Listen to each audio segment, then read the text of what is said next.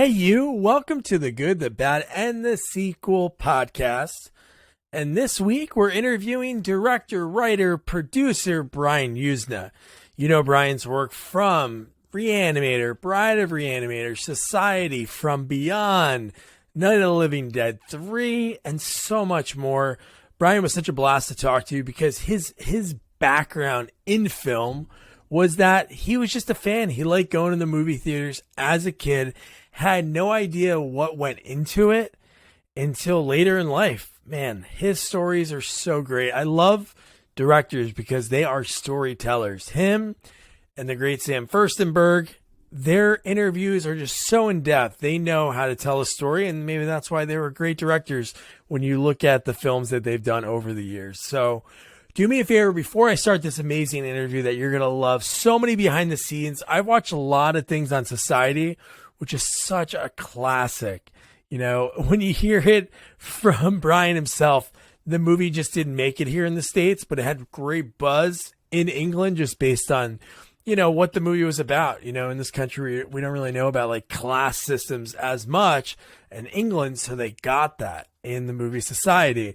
But man, it was like a good 30 minutes. Him talking about behind the scenes, how it got made, the special effects, and how he shaped the script. So man, you're going to love that. Talking Bride of Re-Animator, which is the sequel that we're reviewing next. So make sure you check that out. It's a great one. Such a weird, awesome, funny movie with some elements that we had no idea what was going on, but we enjoyed it.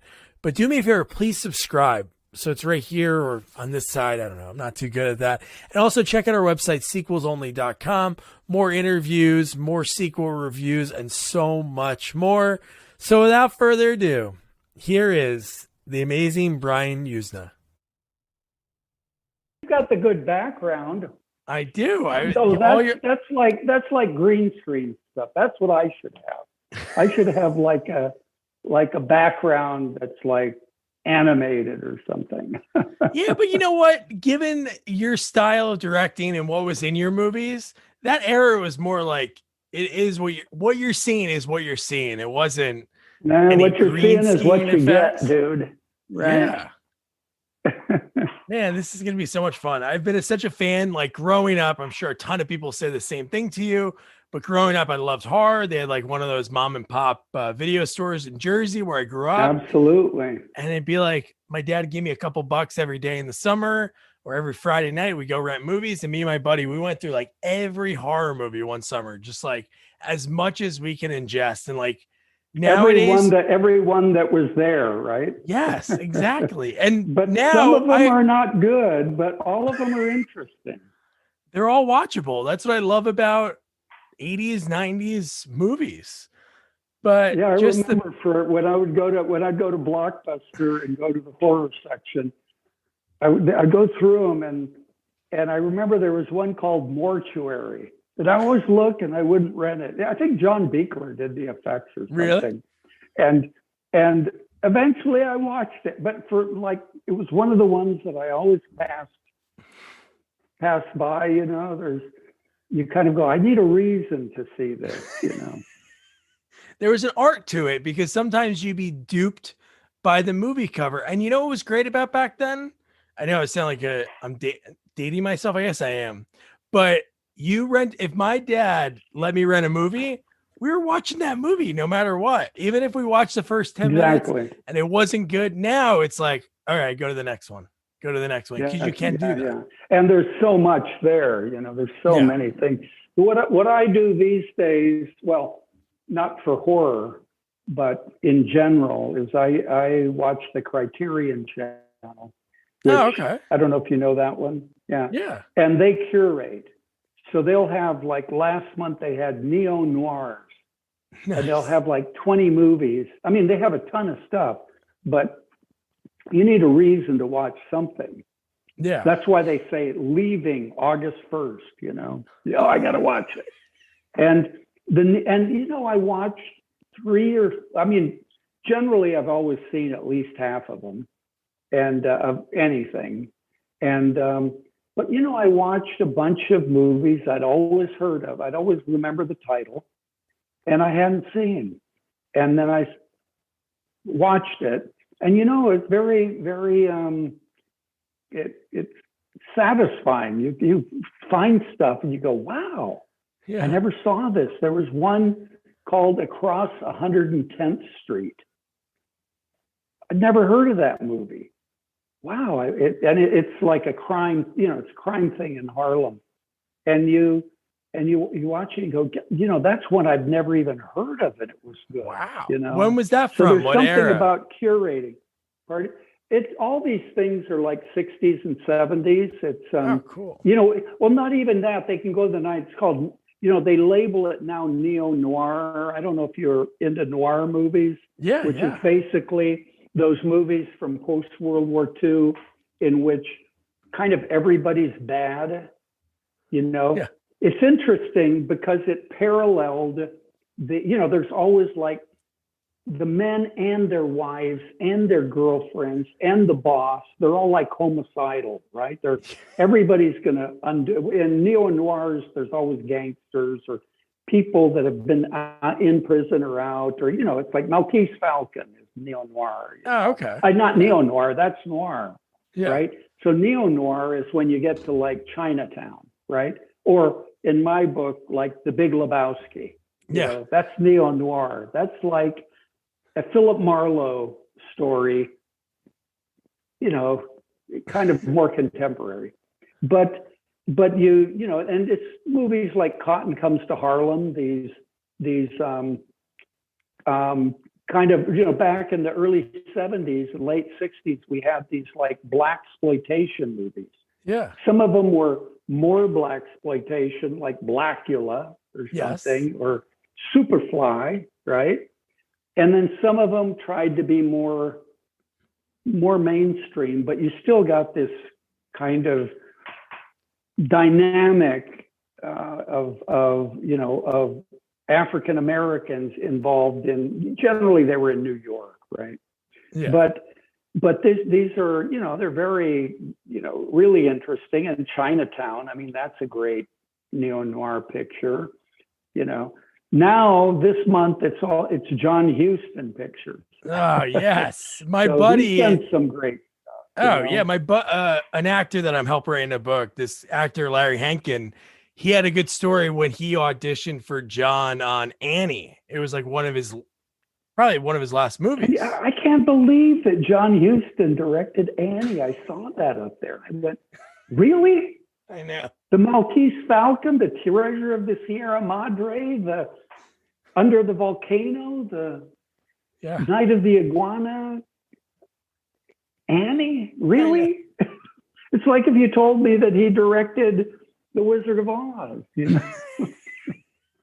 Well, you have one on there, which we'll get to, that is kind of different than everything. But what I like to do with these is find out like where people started, growing up, what influenced you to, pursue it. This isn't the easiest job ever. You have to really love it. It's not like somebody could wake up one day and said, I'm going to work in Hollywood, because the unemployment in it is like, I don't know, 99%. It's so hard to make it. Are you in LA? I'm in New Jersey. Okay. You're 3 hours ahead of me, right? Okay. Yeah. So for you grew up, you were born overseas in the Philippines, right? And where did you spend your childhood? Yeah.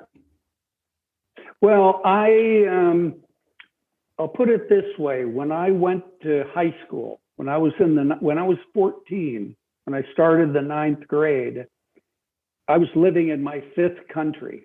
Wow. So I only was in the Philippines for a few years. And then I was in Nicaragua, Panama for the most time. So I was in Panama for 7 years. All my grammar school was Panama. Puerto Rico for junior high, or what they call middle school now. Back then it was called junior high. And then I went to Atlanta, Georgia, right when the civil rights movement was hitting. And of course, my parents were Midwesterners, immigrants from upper Minnesota. So I was I grew up in, I guess, kind of a Midwestern culture. And I went to American schools, even though we always lived. My dad was not military. He was an engineer that worked for the government. So we didn't qualify to like live on a base or something. We lived in the, in the city, in Panama City, in Managua, we did, in town, but we got to go to schools that were on the base, for example, or in the canal zone. So I went to American style schools, but when I went home, I was on the street with my neighbors who were Panamanian. Wow. I mean, when I was in grammar school, once a week, someone would come and give you a Spanish lesson. But when I went home, I had to speak Spanish because that's what all the kids spoke. So I grew up speaking kind of this really rotten street Spanish, kid stuff, right? Because I never got educated in it. Yeah. But I had a great accent, which really helped me in 1998, when I moved to Barcelona, Spain, and started the Fantastic Factory, because I was working completely in a Spanish company. Everybody there, I was the only guy who wasn't a Catalan or a Spaniard. Yeah. So then it was like the bath of fire, right? Everybody thought I spoke better than I did because my accent was good. But my grammar, my tenses, everything technical was kid stuff. So I really had to step up to the plate because, I made 9 movies there in Barcelona and worked on many more. So, but anyway, that's where I grew up mostly, was Latin America. And then I went to Atlanta, Georgia, right at the Martin Luther King time, which was also the time, it was exactly the same time that Forey Ackerman started Famous Monsters magazine. Nice. And Stan Lee and what's his name, Ditko, started Marvel Comics. Spider-Man and the Fantastic Four were the first, and I bought all of them, right? For the first couple of years, I bought, every Marvel, every Famous Monsters, that's how I learned kind of to appreciate, I don't know, what was happening, I guess, in LA, because I was way further out than the boonies. I was so far out of it, where I lived, monkeys ran around in the trees. You know what I mean? But I would read these like Famous Monsters, and it would tell you about these 50s horror movies, these Universal horror movies. Of course, I'd never seen. Wow. And that's where I really got, I think in a way, my horror movie education came about a lot because of Forey Ackerman and Famous Monsters. Wow. So what was your first step after that? Like, you love that. Like, a ton of people, like we talked about, like going to the video store, and like so many people like love movies. What was how did you think that, hey, this is how I can work into the business? What was your first step? Well, I like everybody. I mean, these days, everybody has a camera, right? I mean, it's crazy now. But when I was in high school, I shot on a 8mm camera with a friend of mine, and we mostly did effects. We mostly did stuff that would be a special effect. And he kind of knew something about editing. I had no idea. But I was a horror movie fan at that point. From the time I was really young, the first time I saw a horror movie, it really messed me up. I was very young. I used to go to the matinee in Panama on Sundays, and we'd all walk over to the Lux Theater with all the Panamanians, and for like, I don't know, it was 15 or 20 cents, you would get like a Three Stooges short, a Rocket Man RKO cereal, some trailers, and then you'd see a movie or two. And it could be anything. They didn't tell you what it was. Oh, wow. And one time I saw The Creature with the Atom Brain, which is not a great movie. It's a zombie, it's a Living Dead movie. And it scared the hell out of me. I think I was 5 or 6 years old, and I couldn't sleep. And the thing about horror is it gives you the feeling of horror is visceral. It's kind of like it's a physical goosebumps inside, and it's like, and I always say that if something's scary, it's kind of a thriller, right? Yeah. It's scary. Somebody's chasing around you. They're going to get you, But if you add fluid, blood or goop or pus, it's horror, right? If you add metal, then it's sci-fi. But the feeling of horror is kind of a skin crawling feeling.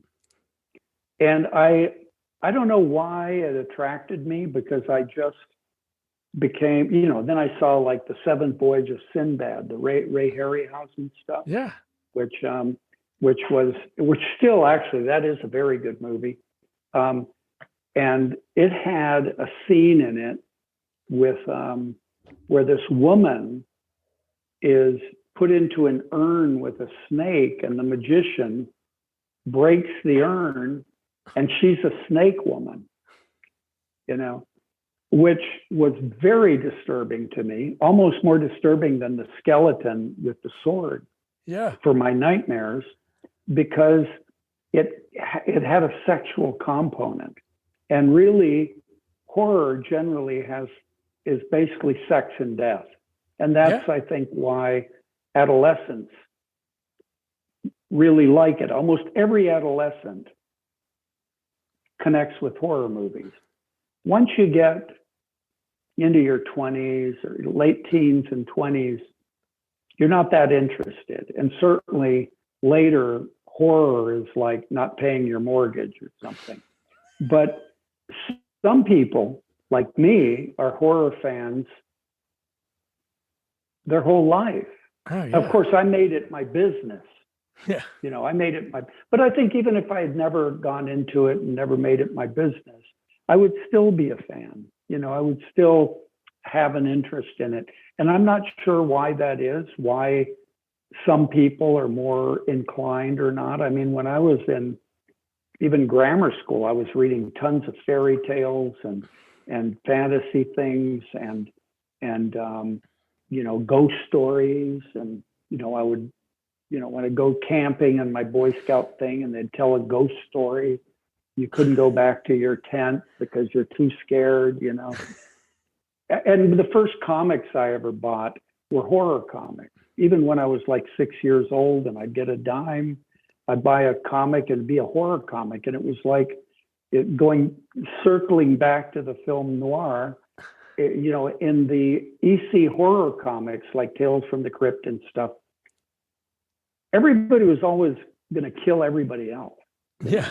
The wife was always unfaithful. She's going to kill the husband. The husband's going to kill her. And then somebody's coming back to life, and somebody's cutting off a head. They're always eating brains. That was EC Comics. I didn't understand the satire of it back then, even though I did learn about satire by reading early Mad magazines, because Mad magazines kind of introduced me to this idea of exaggeration that makes a point, And I remember the first Mad magazine I ever saw. I was in like grammar school. Somebody showed it to me, and there was a page that had, back then, there were matchbooks everywhere, right? Every business had a matchbook because people smoked, and that's how there were no lighters. And the matchbooks always had like a promotion. Be a plumber. Here, fill out the matchbook and send it in, and you can get the course for $2.97 or something.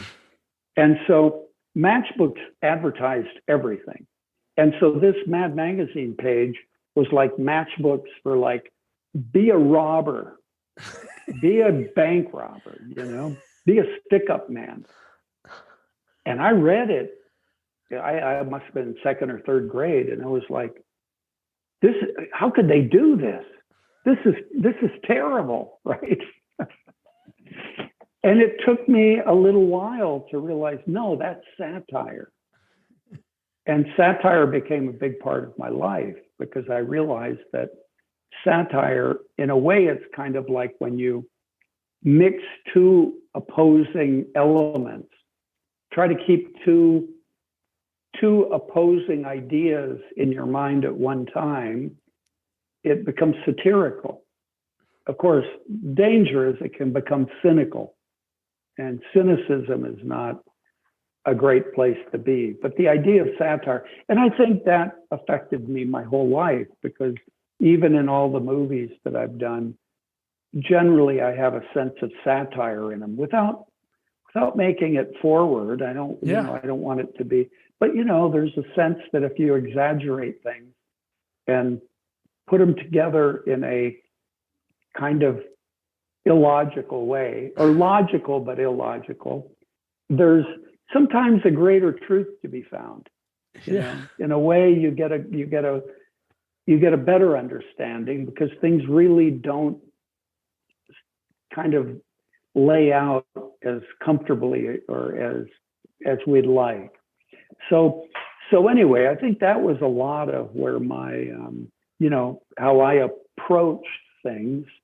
And I also loved like surrealist art, which is basically, or expressionism, that what you're expressing in art is how you feel, not what's real, right? It's not that you're trying to make a depiction of the world.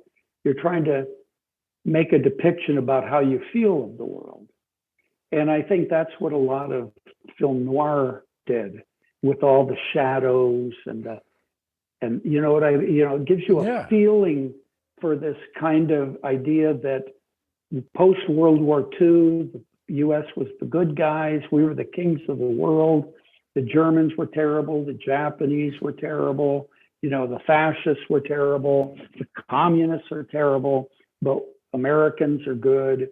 But in film noir, you would see people getting out of prison, people just screwing each other, people being homicidal.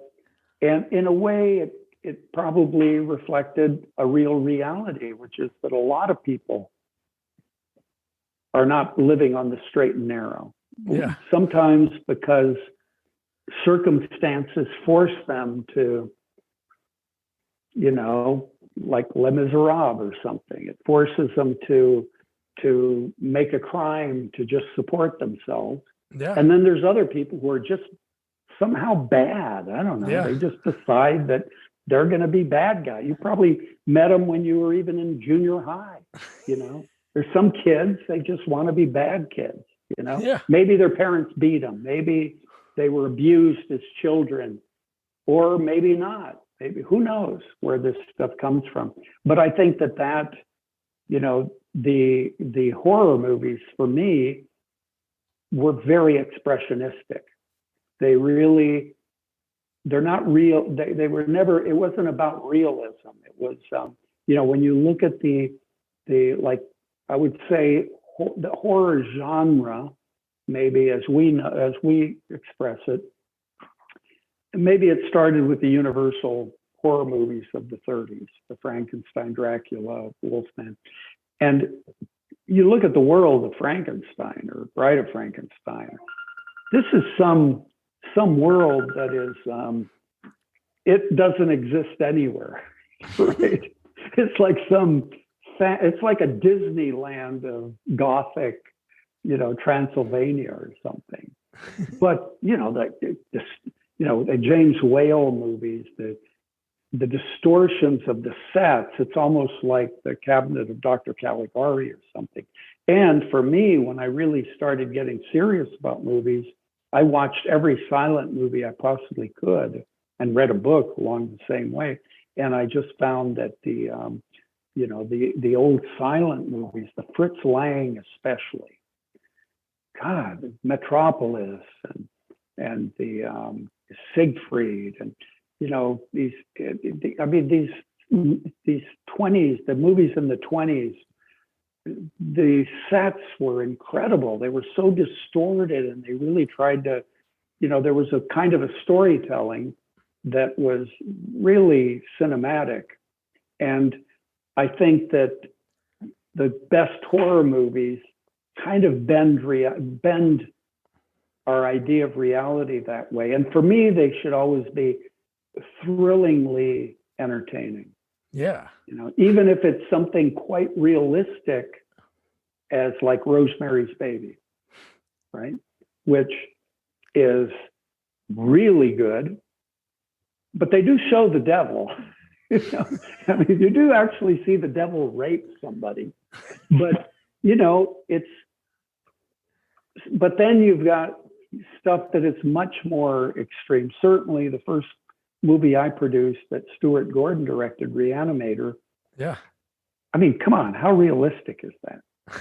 But it's, in its own way, it is just a great entertainment with its own truths, in a way. Or Evil Dead, which I don't think holds up as well as Reanimator, but wow, it certainly has sections of the original Evil Dead that are more scary than Reanimator ever got to, especially when they're down in the basement with the tape recorder.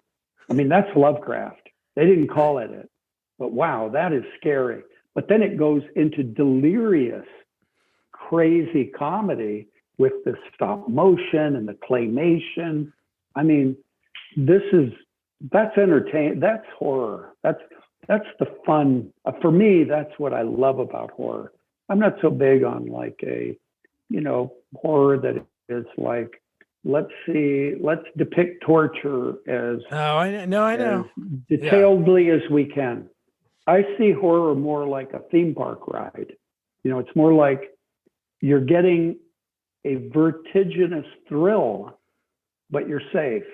You're just in a movie theater or just at home with your projector.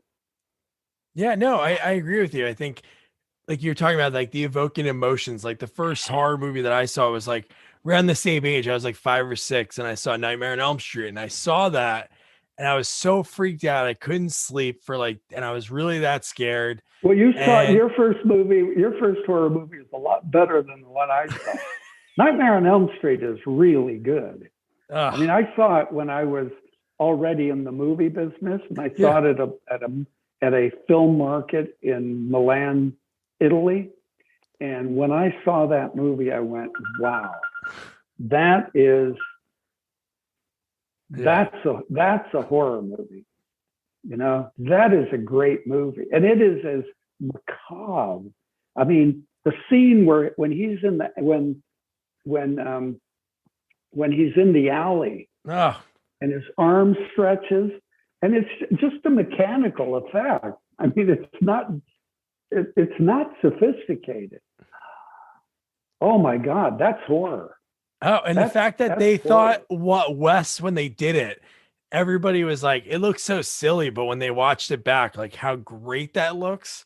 But I think you're right. Like when it comes to evoking the emotion, like if I watch like the ones like a torture movie, it's like I'm trying to gross you out by showing you these things that are going to make you kind of squeamish. I want the ones like the fear. Like I set up my projector in my yard at night, and we live kind of in the country of Jersey, like the border of PA. So I want to watch a movie that like while I'm watching, like I watched American Werewolf in London a couple weeks ago. I've seen it a million times, but still being outside in the dark, just the whole circling when the wolf is circling both of them. I just want to have that fear, not from the gore part of it, everything that leads up to that. Yeah, well, the gore also can. I mean, the gore can be fun too. Oh no, it can. Yeah, I think the thing that I have, I don't know. There's sort of I don't know. I was actually never a big fan of the slasher movies, although one of the biggest events in my life when I was in junior high. When I first moved to Puerto Rico, I was probably 11 years old. We lived in an apartment before we got a house to live in. And my mother took me to Psycho, which had just come out. Wow. And Psycho, back then, and it's impossible for people today to understand that when I was growing up, when you went to the movies, you didn't necessarily go when it started. You just went to the movies and you waited until you'd seen everything, right? So you didn't necessarily have to go when it started because nobody kicked you out of the theater. They didn't light up the theater and move everybody out and pick up all the popcorn and lower the lights and bring in the new crowd. They didn't do it that way. You just could go in, and you tried to go in when it started. But if you didn't, you could wait until you say, this is where I came in. I think there's a saying of that maybe people don't use anymore, that you can use kind of in conversationally. Where you go, hey, this is where I came in. I'm out of here, right? That was based, and that was much more prevalent before I was born, when there was no television and people went to the movies to see newsreels, right? You went to the movies, it was like going to watch TV with your community, right? Yeah. And so you watched the newsreel, the serial, the travelogue, the whatever, the previews, a movie, maybe another movie, and then they do it again. And trailers were called trailers because they came after the movie. They didn't come before it. Like after the movie was over, they would show you what's coming tomorrow. Because most theaters used to show a different movie every day, except Friday, Saturday, Sunday, they would show the same double feature, say. So so in Psycho, when it came out, they had this new policy, which was nobody's let in after the movie starts. Good. Well, today that would be like, who cares, right? Yeah. But it was like, don't give away the ending.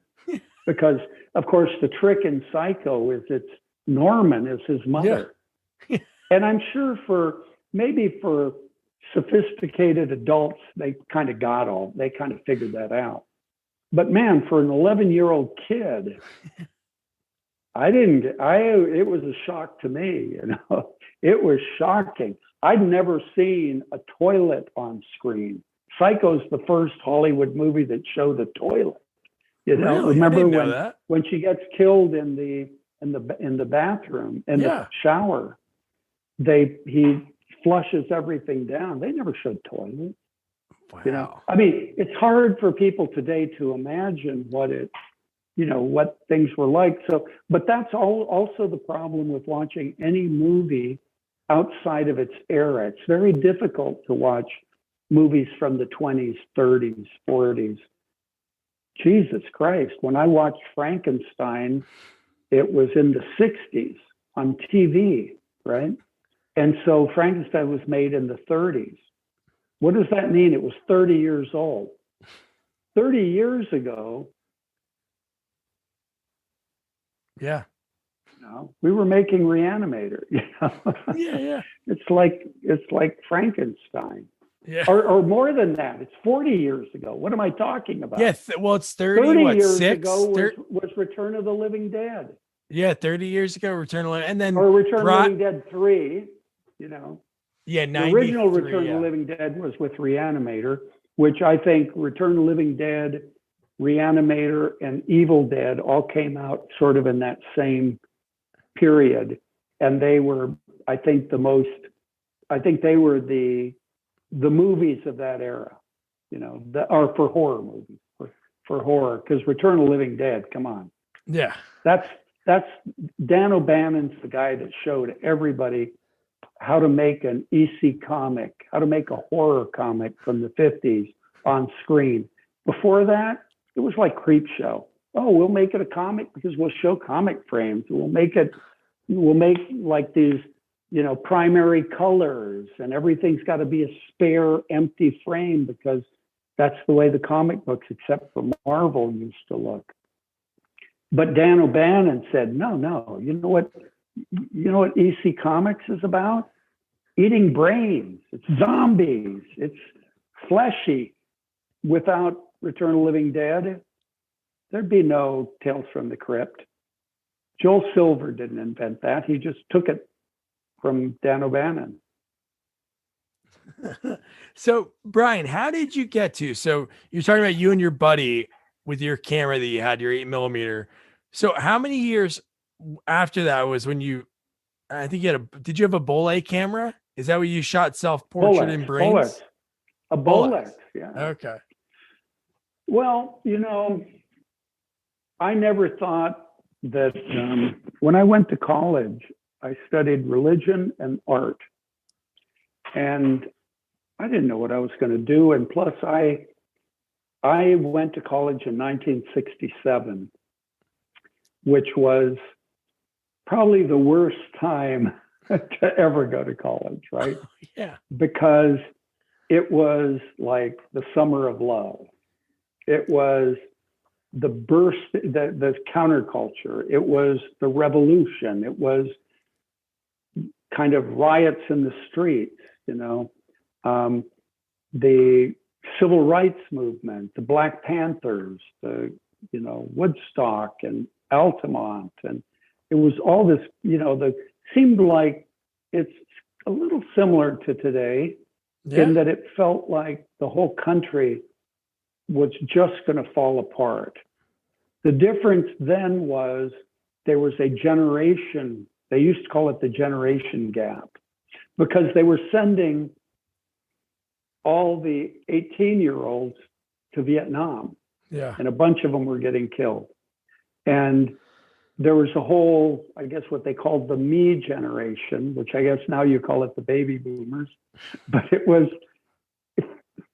like after World War II, everybody had a bunch of kids. And things were good in this country in the sense, besides McCarthyism and the whole jingoistic right wing, there was everybody was doing good, at least there was a lot of opportunity. So you could be a plumber, you could have your house. Today, you're a plumber, you can't even afford an apartment. Things, of course, now are quite out of balance. In the 50s, there was a lot of opportunity and people indulged their kids.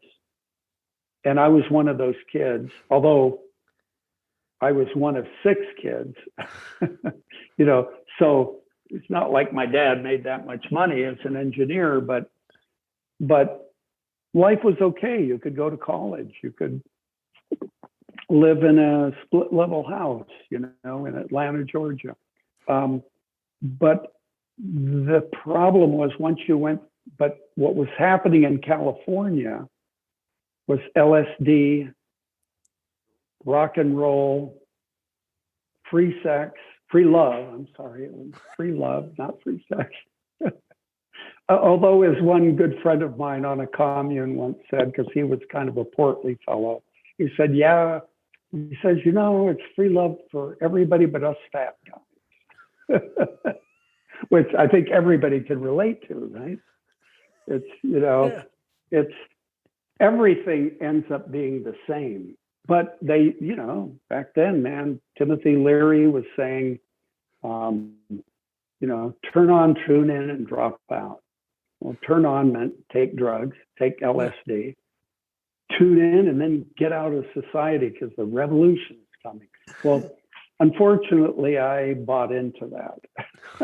So I ended up just turning on, tuning in, dropping out, and didn't prepare for kind of a life because I was too busy being an artist and being searching for my soul or whatever, hitchhiking across the country and trying to break loose, trying to be free and all this kind of stuff.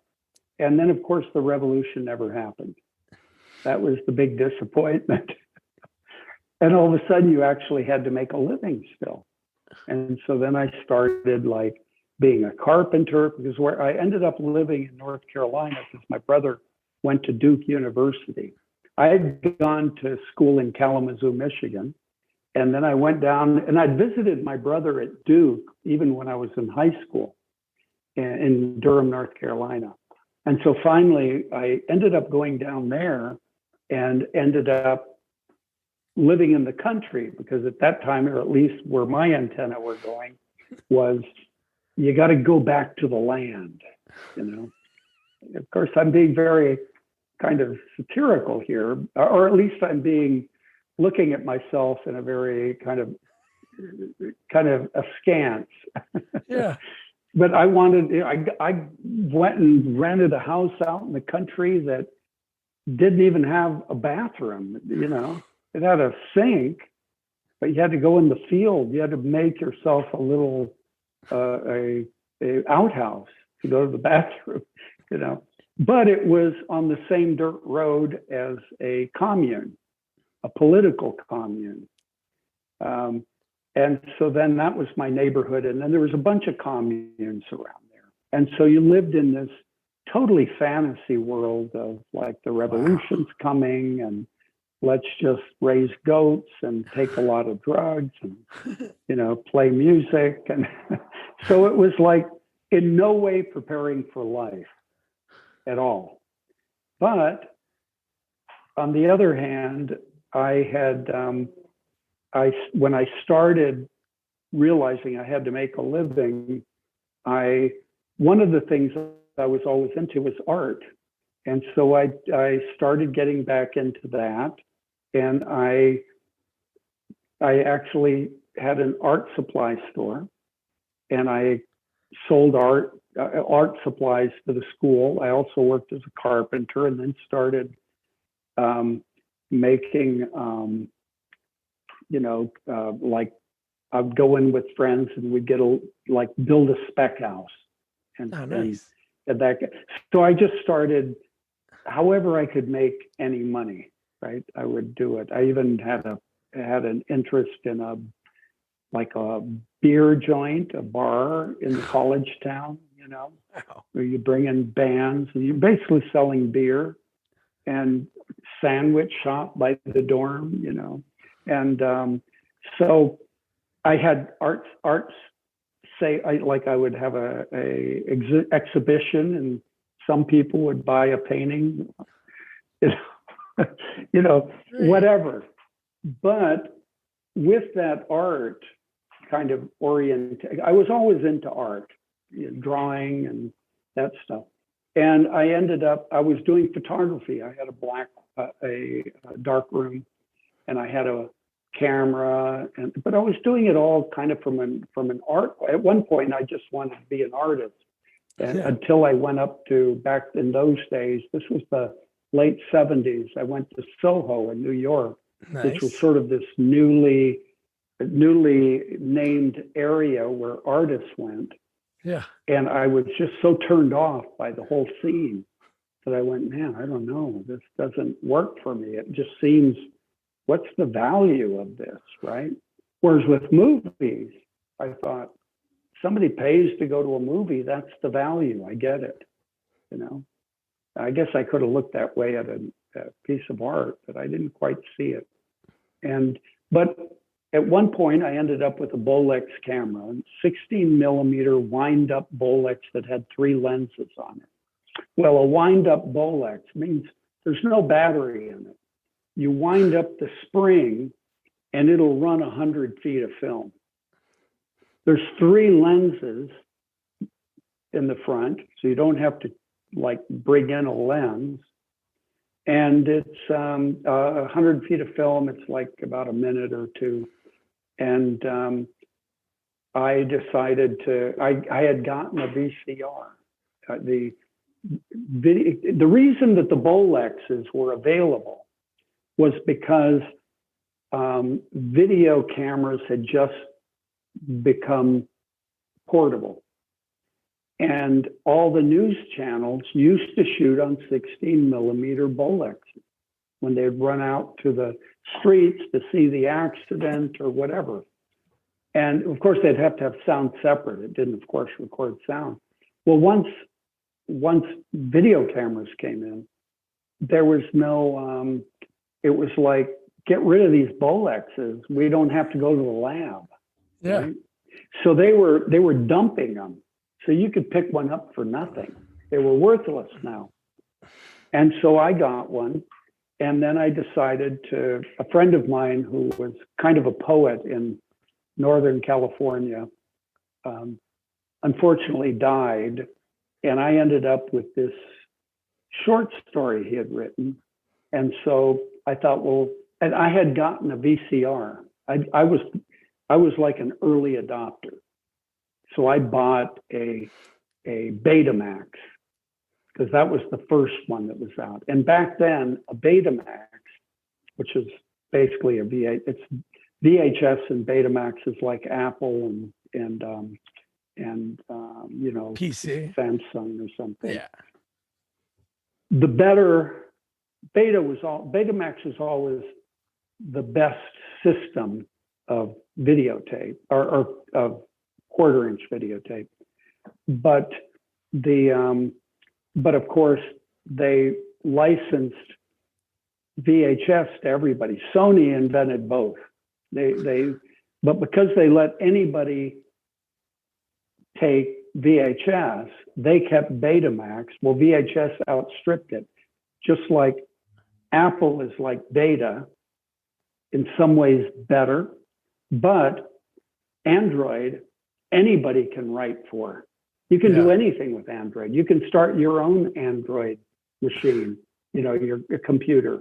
But Apple, they've got to sell their own. That's kind of the way Sony was with Beta, and they ended up losing out.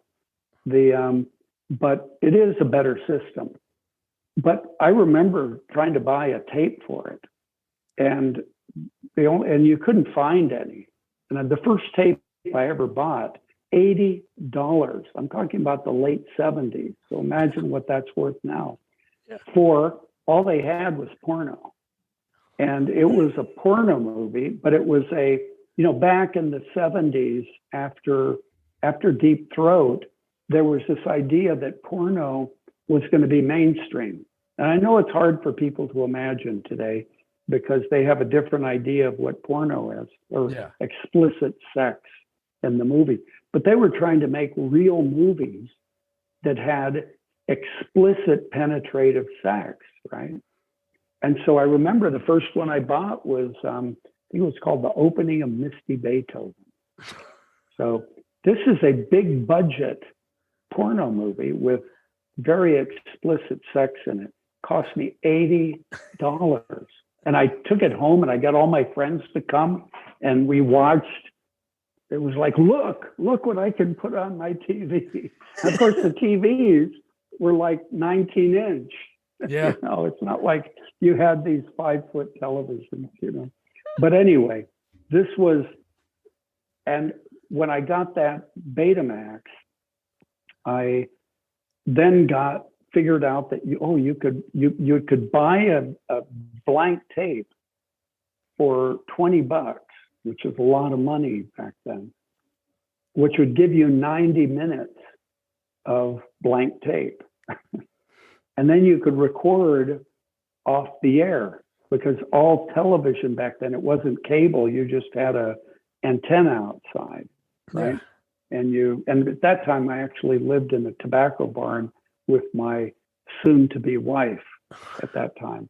And I strictly remember that when it was Christmas, and she was from North Carolina, and she went to see her family. And that was the first Christmas I ever spent totally alone, right? I didn't see anybody in that tobacco barn, renovated tobacco barn. It was quite comfortable. And I recorded 2 movies on my Betamax. And one of them was The Killing by Stanley Kubrick. And the other was The Spiral Staircase, Dorothy Malone. It was a thriller. And I watched those things, and I could stop it and back it up and watch. And for the first time, I could see that oh, this is a shot and this is a shot. And because I used to go to the movies, I thought the actors invented their own lines. I didn't know how movies were made, Yeah. right? I had no idea. You didn't know, you don't know how it's done. And all of a sudden you can see how it's pieced together. And that's when I wrote, Self-Portrait and Brains, based on the short story that my friend Jeffrey Miller had written. And I thought, I'm going to make a movie. That's what I'll do, And so that led to eventually, coming out to LA, because I couldn't really do much back there. I made a very bad movie, a very bad short movie. I thought it was wonderful. I put an ad in the local paper for someone to help me make it. And a guy who graduated from the university of Chapel Hill, said he had just graduated from, at that time, it was the Department of Radio, Television, and Motion Pictures. Because back then there weren't a lot of film schools. There was at USC, NYU, UCLA, Columbia maybe.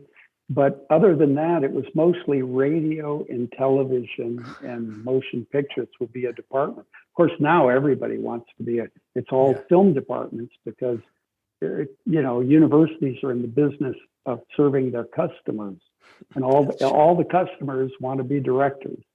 Everybody wants to be a director now. And so they're selling it to them, even though it's like probably the worst investment of money you could make, which is to go study being a director. But in any case, that's how I got bitten by it. Once I did the short film, I went through the whole process, because back then you had to go to a lab, you had to get a bunch of professionals to do things for you.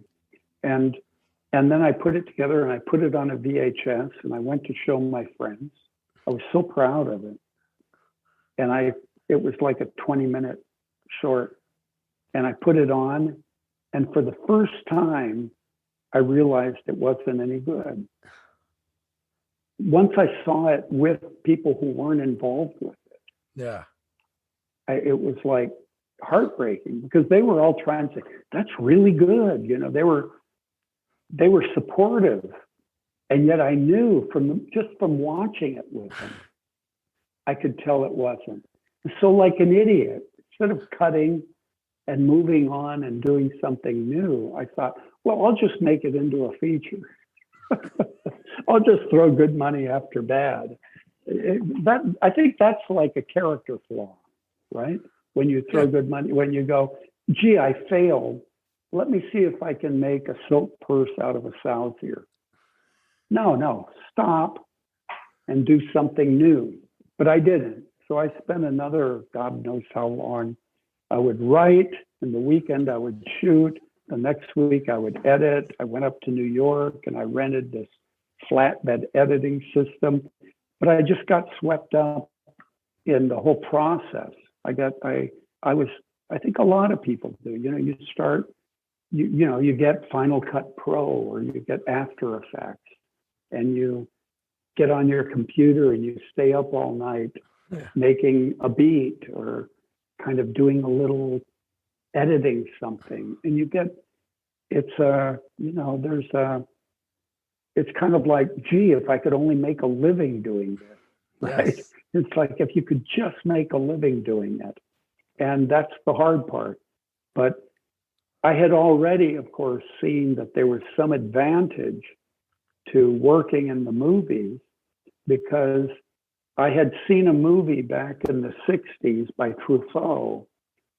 Back then, the new wave, the Nouvelle Vague, the art movies were a genre, and they were the most important things happening.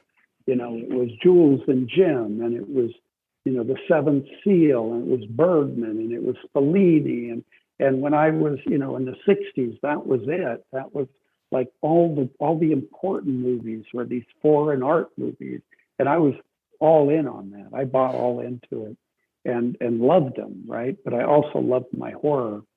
But so I had seen Day for Night, which was a Truffaut movie. which is about, it shows you the behind the scenes of a movie being shot. You go, oh, I mean, today that's nothing to people because everybody knows how that's done. They go on YouTube. It's just part of your DNA now. But it wasn't like that then. It was like, oh, well, you mean there's people that are like surrounding the actors, and, you know, taking notes and have a boom mic, and you didn't. So I had seen that, and I kind of go, oh, that's the way a movie's done.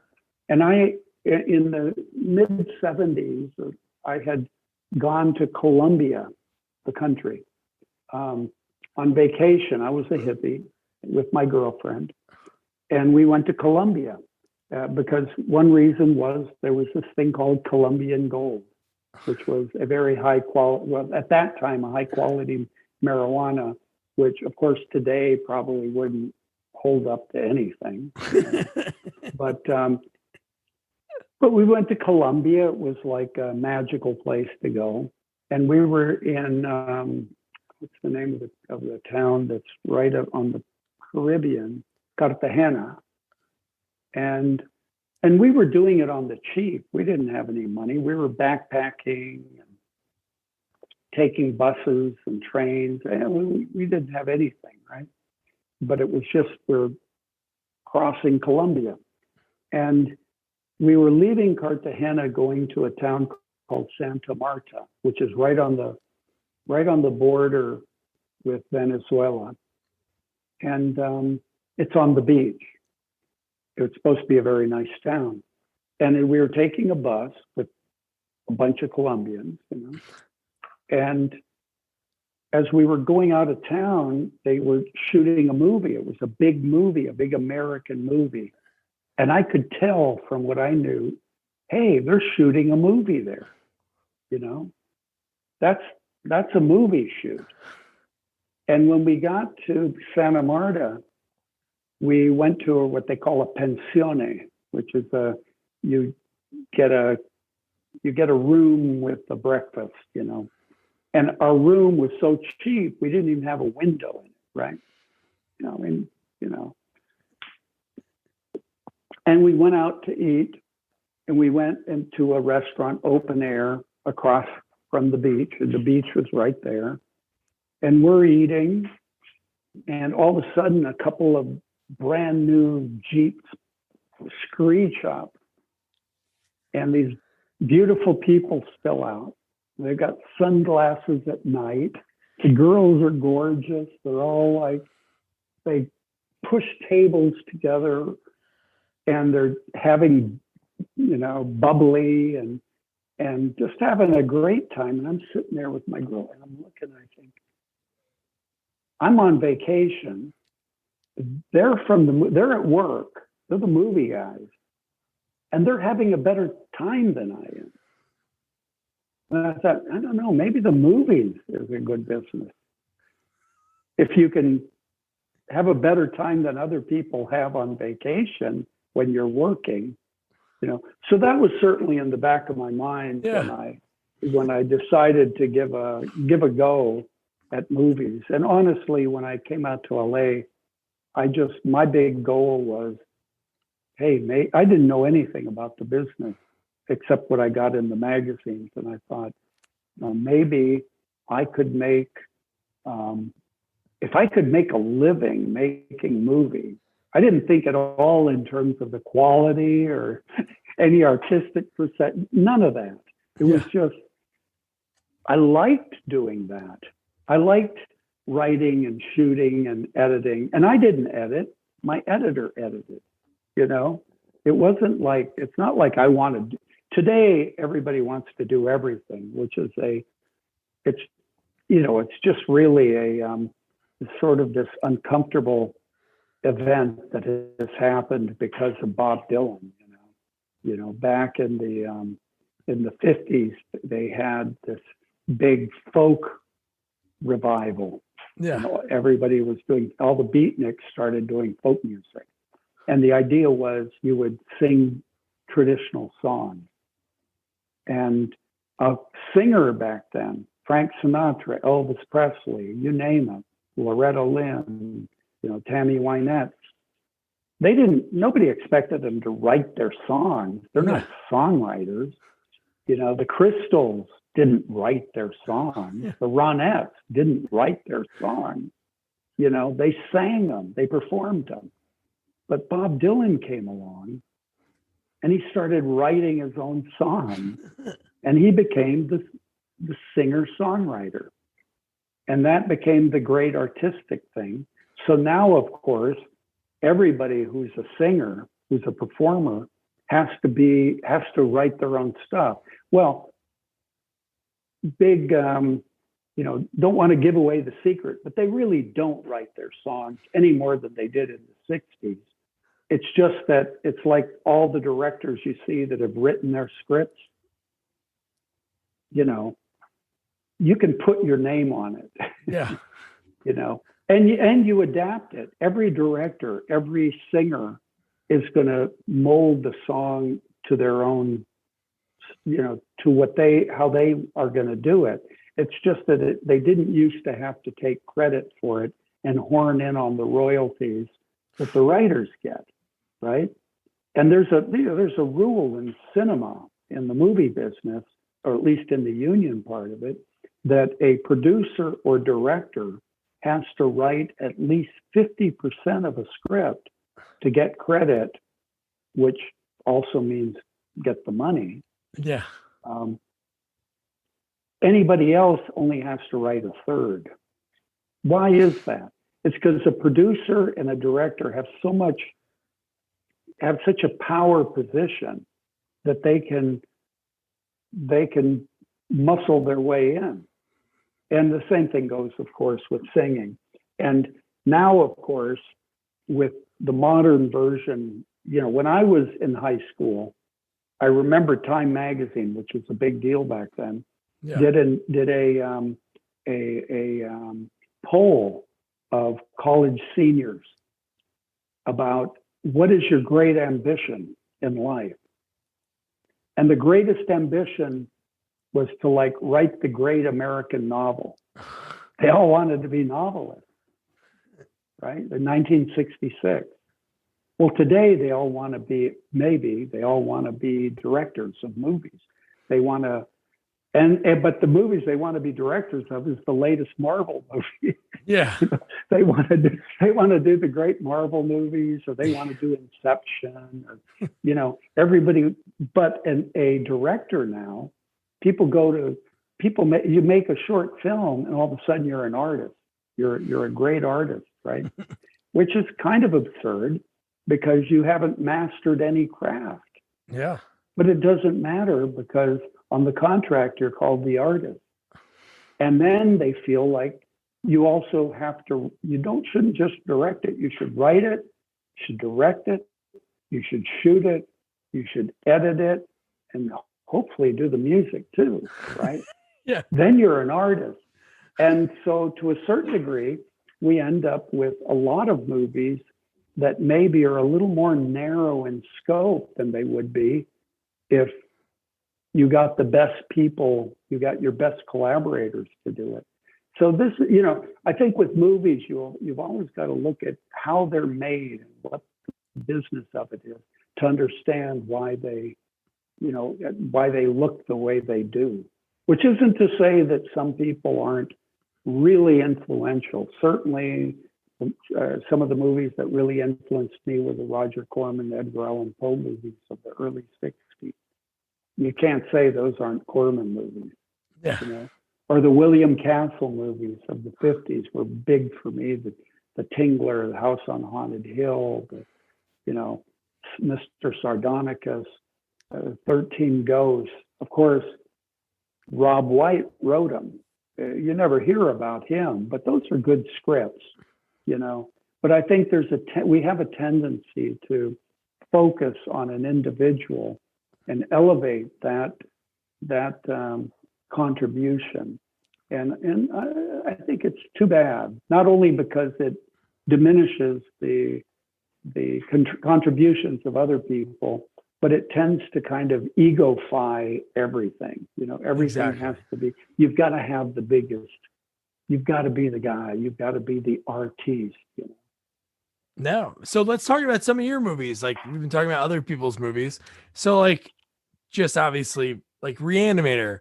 How did that come about? Because you're a producer on that. How did that movie come about in Well, '85? yeah, I had after I made my, I would call it my student film, Self-Portrait and Brains, which will never see the light of day. If I have anything to do with it, Do you still sort of have like it? I don't know if you've ever seen Tarantino's first movie. No. Parts of it are on YouTube, but he bought that thing up and got rid of it when he did Reservoir Dogs, you know. But he's pretty good in it, actually. I mean, there is something good about it. Oh, I cool. mean, you can't diminish his contribution to modern movies. But I had, I tried selling Self-Portrait and Brains, and after I made it, I started reading the trades and stuff. This is back before fax machines. Okay, you got to go way, for your listeners or your watchers, they can't imagine. It's like somebody saying, "I remember the horse and buggy days." You kind of go, "Really? I don't know. Did that really exist?" Well, yeah, it did. Well, there was a time before fax machines, and before all the telephones were black, But I decided I was really bitten by the bug. I love the process of making movies, and I really wanted to do it. And so I thought, well, I need a good property. And I mean, this is kind of a digression, but I love the Zap Comics, the underground comics of the late 60s and early 70s. I don't know if you're familiar with them, but it's like the R. Crumb comics, the Zap, and they were the best stuff happening. And I loved an artist named Kim Deitch. And he did these black and white, very high contrasty kind of drawings, a bit crude, I mean, a bit stilted, but really great, weird, satirical, kind of transgressive stuff. And I actually found something I liked of his, and I actually went out to Berkeley to meet him and optioned the comics to make into a movie. I thought, well, that's what I'll do. And he was just breaking up with his girlfriend at that time. And so I said, why don't you come back to North Carolina with me? And you can I had an art supply store back then. Said, you can stay in my store and we'll do the script. Well, we didn't know what we were doing. And so he came and lived in my store and drew the script. That's how ignorant we were, right? So he did a complete, I can even show it. No, I don't have it. But I've got the script was all done like storyboard. That's awesome. And then I was looking for a director, and I thought, well, I can't do, where I was in North Carolina at that time, you couldn't get people to show up. I'm sure all of your listeners who have tried to make movies, they find out, if you don't pay people, they don't show up. Yeah. You can't get the damn actor to come the next day, even though you really need them. Nobody will show up. They just don't take it seriously. And so I put an ad in Weekly Variety, just a little ad, like a 1-inch or something. And it said, horror movie director wanted. And I got like hundreds of letters. And so I thought, well, I'm going to LA. They were all in LA. And I went and I went to LA for a few days. I met 6 people a day. All this is done by telephone and letters. And I kept in touch with some of them. And so then I got to know LA, which, the only person I knew in the movie business back in North Carolina this old codger would say, Hollywood, hookers and thieves, hookers and thieves. I don't know, maybe he's right. But anyway, but I didn't find that. I went out and I found that people just like me. I was like 30 years old or something. And I thought, wow, everybody that's here is like from all over the world. They just want to make movies. They can't do it where they are. Of course, today you can. It's different now. And so I had a different experience of it. But long story short, I ended up meeting Stuart Gordon in Chicago through that kind of process. And he was a successful theater director. He had been directing. He was the creative director of the Organic Theater in Chicago for like 10 years before I met him. So he was a professional director. He just hadn't done movie or TV. And he had the idea of doing Reanimator. He already had a script, like a pilot for a TV show. And I went and saw his plays, and we taught. And he was a horror.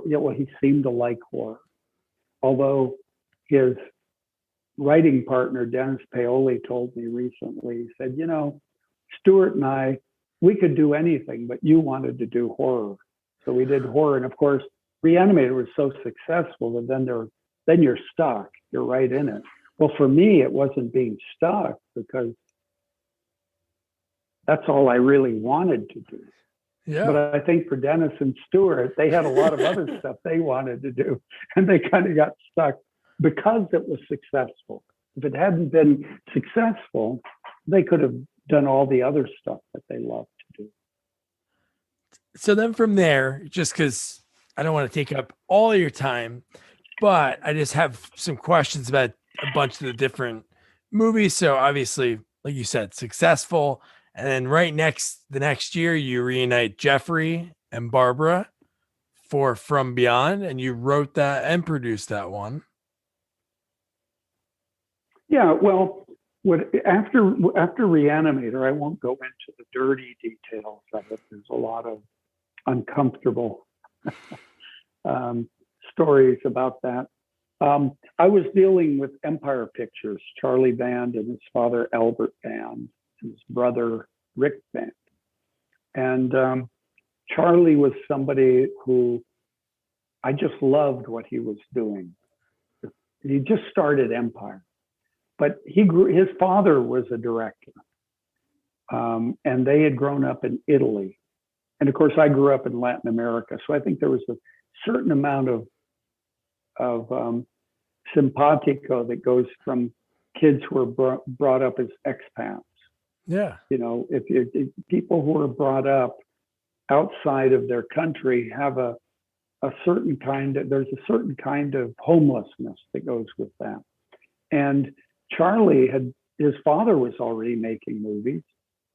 Charlie actually played Steve Reeves' son in I think it was called The Forbidden World, Hercules from the Forbidden World or something. Steve Reeves was Hercules.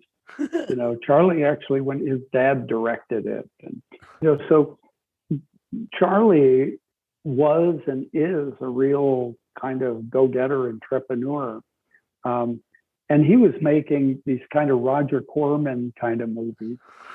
I loved it. I met his father first, and I loved it. So I got involved with him, but unfortunately, he was a bit ethically challenged. And we had some legal problems eventually, but with Reanimator, he was going to distribute it. And once the movie was done, and actually I think the first showing was during the Cannes Film Festival, which was really for us the Cannes Film Market. We had a midnight screening at the Star Theater.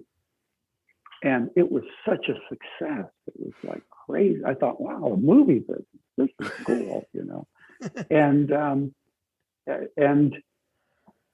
So then we did back then the idea was you're supposed to go to the most expensive bar in town, at the Majestic Hotel. And we signed a deal on a napkin at the bar. This was like the zeitgeist for 3 movies. And the first one was Dolls, which was a movie that Charlie had already been developing with Ed Naha. And it was kind of a Hansel and Gretel story. And then the second one was going to be kind of a follow-up to Reanimator, which would be another Lovecraft movie. And then we were going to do Robot Jock. And Stuart was going to direct them, and I was going to produce them.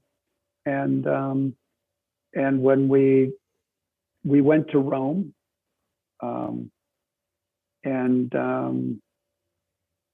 Charlie had bought a studio there, the old Dino De Laurentiis studios, which were all run down, but they were huge stages. And we built one big set for Dolls, which was supposed to take place in the UK. Old house for, the typical thing, a family, the storm, it's old dark house, right? The storm stops them from driving. They go to the old dark house and there's a puppet master there. And of course we cast Guy Rolfe because he was Mr. Sardonicus in the the old William Castle movie. That's great. That's like full circle. Something you enjoyed, you could cast him in that. But that's how we do it, right? That's how everybody does it. You find you go to your I'm not going to say heroes, but your touch points, your touchstones, and you go. I remember when we were casting, we went to London to cast, and when Guy Rolfe came, and it was like Stuart and I were like, "That's Mr. Sardonicus," That's cool. My God, that's Mr. Sardonicus. But anyway, we did that movie, and before we edited it, we did that movie before Christmas, and then after Christmas, we changed over the set to make it be in Massachusetts, and we shot From Beyond on it. And so I had thought, I can't speak for Stuart, but I think I could in this case. I never thought that we would do a sequel necessarily to Reanimator. I thought the sequel to Reanimator would be another Lovecraft movie. Yeah.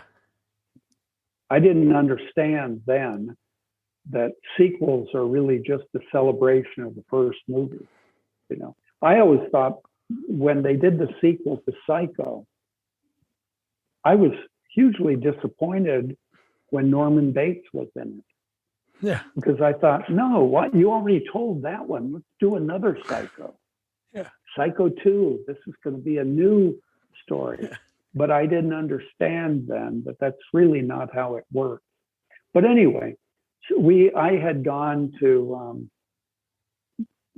looking up all these Lovecraft stories and came up with 2 that I thought would make a good follow-up to Reanimator. One of them was Dreams in the Witch House, and the other was Shadow over Innsmouth.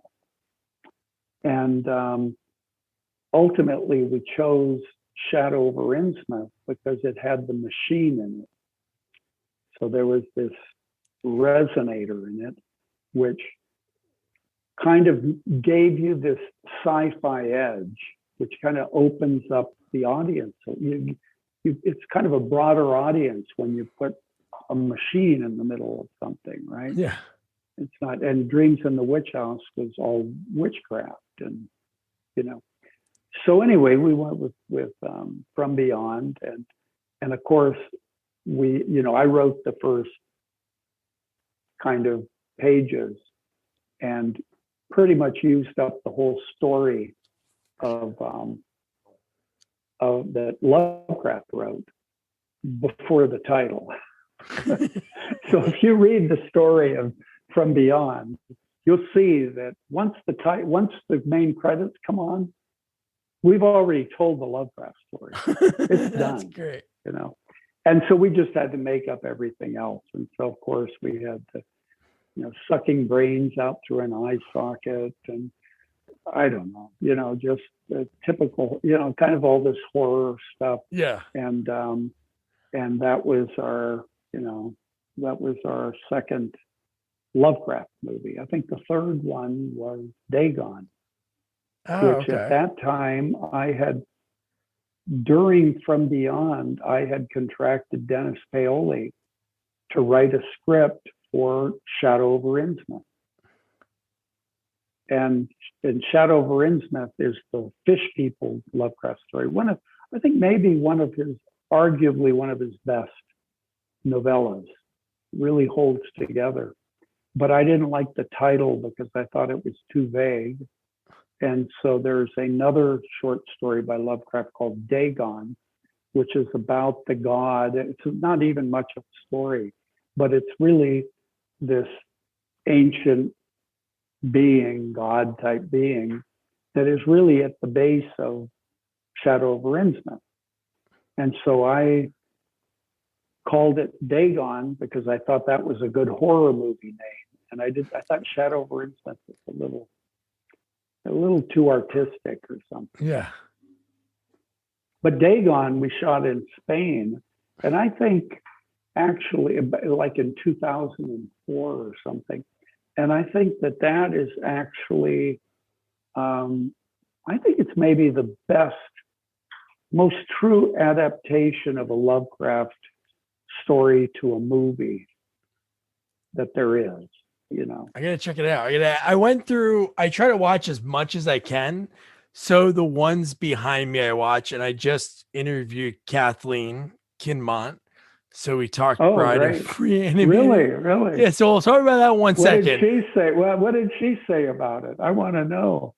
I haven't seen her in 20 years. Oh, so she just had a book come out. So we were talking about that's how I sort of got her, but no, she talked about how just the experience, but the one thing that she was kind of like foggy, like memory wise, was just that how it all came about that she was chosen for that role. Obviously you guys liked her enough and said, you fit Gloria, you're our Gloria. But what were you looking for in that role when you were casting? I think it was, well, first of all, she had to be tall. Yes, and she is tall, yeah. And why? Because there is a lot of Bride of Frankenstein here. Oh yeah. You're putting body parts together. It's probably going to be bigger than normal. But she also had to be able to play the sick, the dying girl. You've got to care for her. There's very little time you get it, but it's real important at the beginning that you feel for her. Yeah. And I know I think there were 2 or 3 candidates. One was a Black woman that I really thought was kind of interesting. But you know, Kathleen, I think she had the pathos. I think you feel for her. I did. I just felt for her. And unfortunately, I think I was not confident enough in that character and maybe it was just being too much influenced by Bride of Frankenstein, that she shows up at the beginning and then in the third act, right? Climax. And when the movie was over, when it was all over, and she's the heart of the movie. I mean, as far as your emotions go, I don't think nobody comes close to how you feel about that character, about her character. I mean, she is, you know, you feel for her at the beginning when she's sick and when she's being rejected by Dan. I mean, it's very emotional to me, you know. So actually, after that movie, when I finally when it was over, I thought, you know, I should have done more. She should have had a bigger part in the movie, you know, because she's the best character of everybody. She's the one that gets my attention. And she's got she just shows up at the beginning and the end. And so that's a little bit why Return of the Living Dead 3, I took that character and made the whole movie about it, Yeah. you know? No, but I know what you mean, but I think sometimes it can be like too much. So sometimes it's perfect when you don't see it as much. But the one thing that she told me was just, I think it's so fascinating how much had to be put on her. Like how Amazing. much. That's a full body suit except for Yeah. her face, which is makeup. Yeah. Big time body suit. I mean, this is you don't get much bigger makeup than that. Yeah. She's talking about straw, like breathing through straws in her nose, but she loved it. It was like such an amazing experience. Now, she had great things to say about that.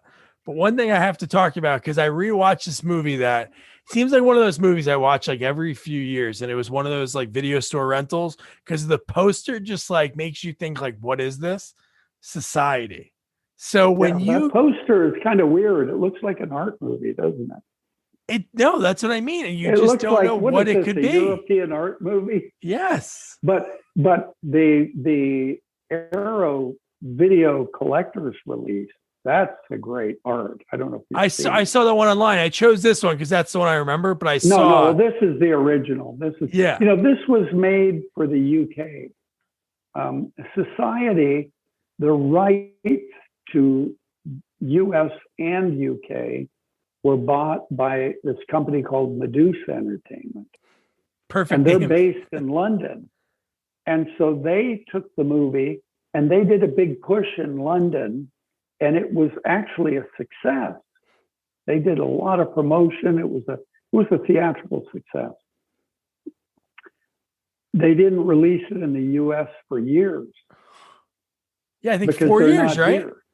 4 years it took for it to come out. When it came here, they shipped us some prints from the UK for the release here. And honest to God, the NPAA had cuts made to it. And I did those cuts in my garage to the actual prints. And I thought, man, I've really hit the skid. I'm cutting out clips that nobody's going to see because the NPAA said so for this minor release in the US. But that's why, and it was nothing here. Even my friends didn't like it much. And really? And it got terrible reviews and stuff. And I really felt bad about it because I thought that it was going to, I really believed when I was shooting it that it was going to be #1 in the box office. I thought, how could somebody not love this? Well, I love it. Just goes to show how daft we get when we do kind of creative things. You know?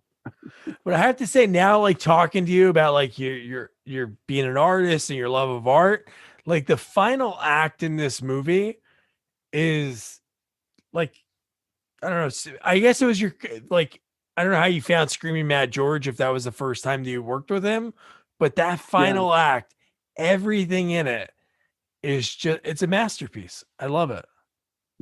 Well, it's odd because the inspiration for that scene, because I tried to look and see why have I done things the way I have in the movies? Because everything comes from somewhere. And I think a couple of with George, we just looked at a bunch of Dali paintings and we picked them. Yeah. The idea, but from my point of view, there's probably, a few movies that maybe stand out as influences, and these may be surprising. One of them is Dr. X from the 1930s with Fay Wray. They had this synthetic skin. The only shots in the movies that were in color were this doctor has made this synthetic skin where this skin kind of melds into each other. So I kind of think that was back there, because when I got the script for Society, it was just somebody who came to my office and said, "Hey, read this script, here you go." And I had been working with Dan O'Bannon, who directed Return of the Living Dead, for like 9 months. Every night I would go to his house, and we were working on a script called The Men, which was about a woman who discovers that all men are aliens. And it was really paranoid and crazy and fun. So, but then Dan pulled out at the last minute when I got the financing. And I was full of this paranoia. So when Rick Fry and Woody Keith gave me their script, I started reading it and I went, wow, this is the same paranoid world I've been living in for almost a year. It's just that it has to do with class, not sexual orientation. But it didn't have anything fantastic. Didn't have a monster, like a physical monster. It didn't have any fantastic elements. So that didn't work for me, because I'm kind of a guy that likes the weird stuff. Yeah. I don't want to. And in their script, it was a blood cult. And so I looked at it and I told them, listen, I got it approved. I had a deal to make a couple of movies, and Bride of Re-Animator would be the second one, because I figured I'd never directed. I could be a total failure because I have the rights to the Reanimator sequel. I went to a friend of mine they were making movies, they were doing their own company. And I said, listen, let's do Reanimator sequel. I got the rights, and it'll be a big boost for your company, but I want to direct, and I want to direct 2 movies, because I had a French distributor friend who once told me that, most directors with their first movie, they make 2 movies in one, their first and their last. And I thought, I'm ignorant. I've never taken a film class. The only reason I know anything about movies is because I've been a producer, and a producer doesn't have to know anything. I've only learned from watching other people. So maybe I make a first movie and it's a disaster, and I've made my first and last as a director. So I went to my friend and I said, listen, I'll do a 2-picture deal with you. They were financed by Japanese money back then. And I said, I'll do the sequel to Reanimator, but that'll be the second movie. So I'll do another one first. So if it's a disaster, I still got another chance. I can learn. I'm like a rat in a maze. I'll only bump my nose so many times. So that was why I had the 2 movies with them. And so when I got the script, I went, wow, I love this, but I want something weird in it. And then the Japanese investors said they wanted me to meet with Screaming Mad George, who's Japanese, because that would help. It would be good for them for selling. There'd be a Japanese element to it. And so I went to meet him. But when I met him, it was like when I met Stuart Gordon. It was like, wow, I get it. We're right into with Stuart, it was horror. With George, he's a surrealist artist, and I've always been into surrealism and into expressionism. And for example, with From Beyond, the first poster I had made was based on a Dali painting, because I'm into that.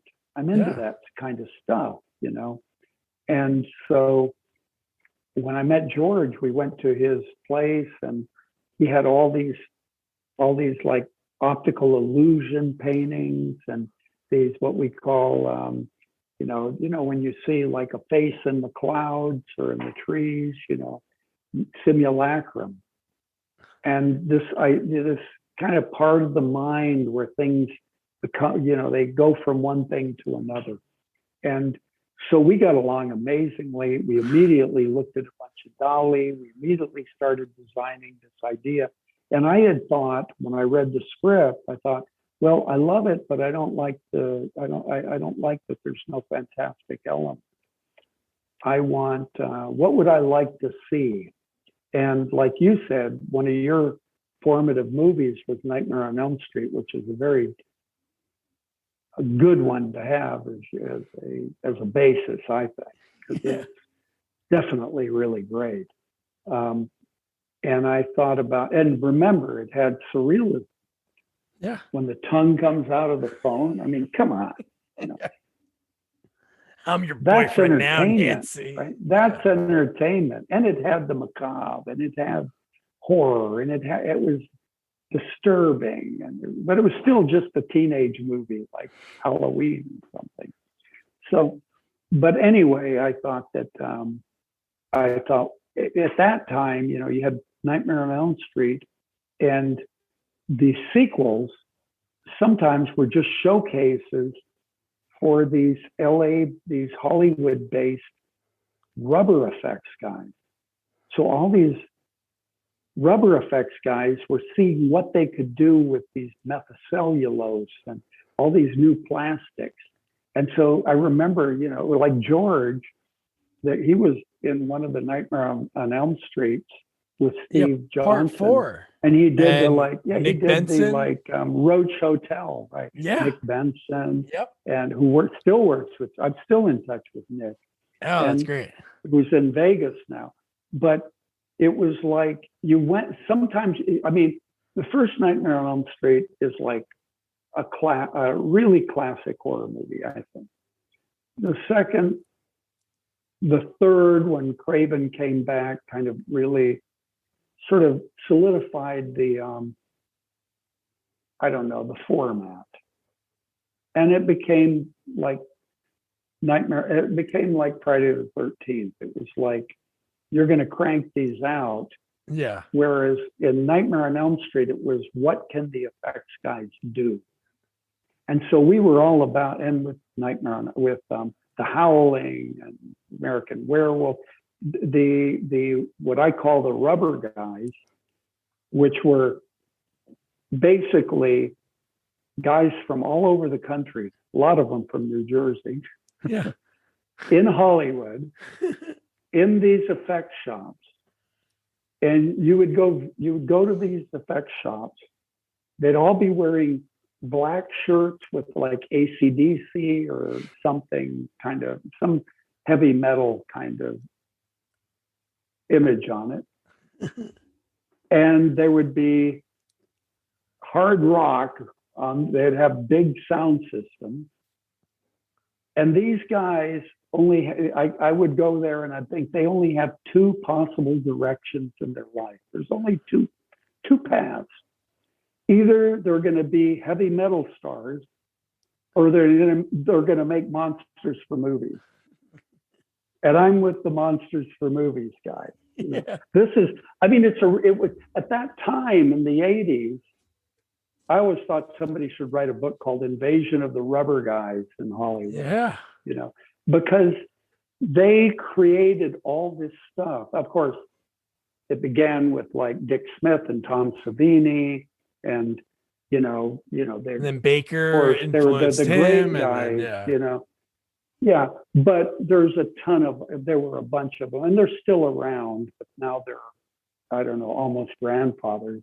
And it's not going to happen again because it's all digital now. You're not going to have that.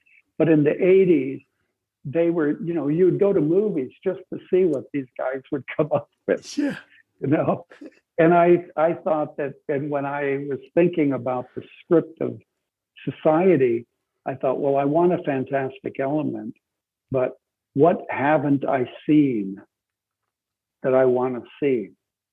And I imagined flesh melding into flesh. And I thought, that's what I want to see. And I went to the writers, Woody Keith and Rick Fry, and because they used to come to my house late at night after my kids were asleep, and we'd talk about it, work on it. And I said, listen, I want to see this melding thing.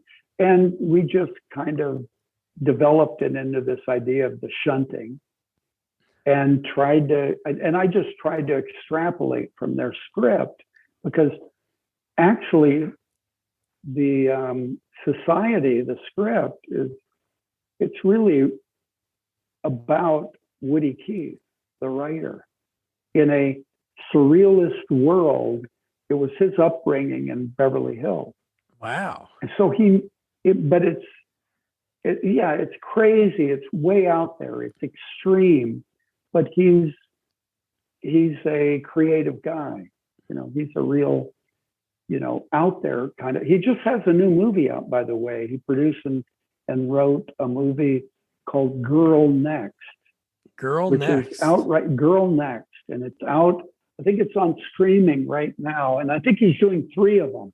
He lives in Santa Fe now, so he's a real talent. This guy, Woody Keith, and then I collaborated with him and Rick and George, also on the Silent Night, Deadly Night 4. Yeah.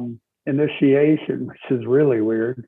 I just watched it today. It's just strictly those guys. I mean, this is a cheap failure of a movie with really a weird ambition, which is strictly based. You've just got to look at Woody Keith, Screwball George, and me, and you've got this kind of bizarre, kind of unformed fetus of a movie.